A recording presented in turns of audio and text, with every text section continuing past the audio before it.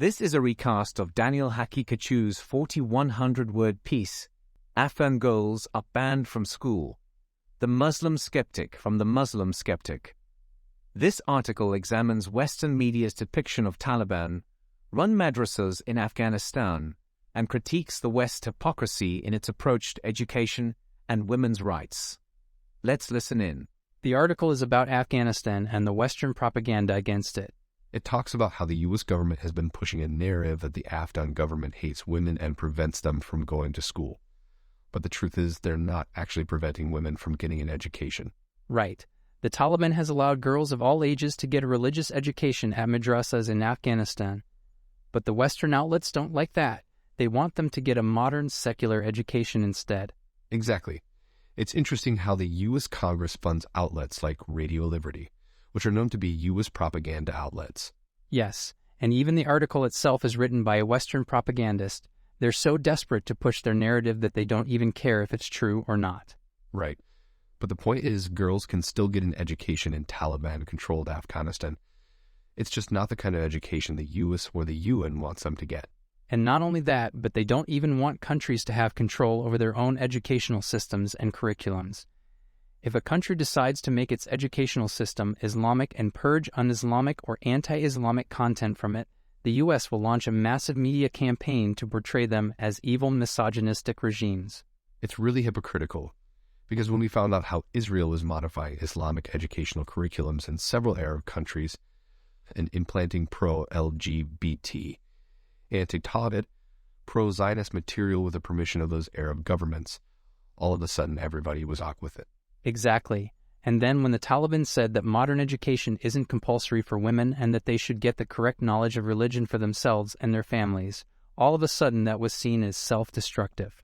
Yes, and many Afghan religious figures have accused the Taliban of using madrasas to brainwash the young generation with their extremist ideology and erase modern forms of education.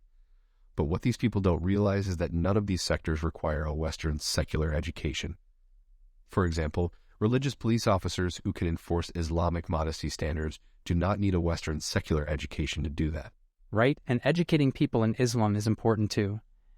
Islamic scholars and teachers should be teaching them about Islam and its teachings instead of just teaching them about Western secular materialism and atheistic values. Absolutely. That would be a real education. We need more people to learn about Allah and His guidance instead of worshiping the West. Right. And it's important to note that the problem isn't with science itself. After all, the advancements made by Muslim scientists and scholars were based on the teachings of the Quran and Sunnah. So true. Muslim sailors had to learn astronomy to pray their 5 daily prayers in the middle of the sea, and this pushed them to develop orientation devices such as astrolabes. So we can see that learning in Islam goes beyond just secular knowledge. And yet, Western people are often too disingenuous to even acknowledge the incredible achievements of Muslims in science and technology. They'll never talk about it unless they are forced to. It's really disheartening to see that the same people who champion women's rights in the West don't even take into account what Afghanistan or other Muslim countries might need.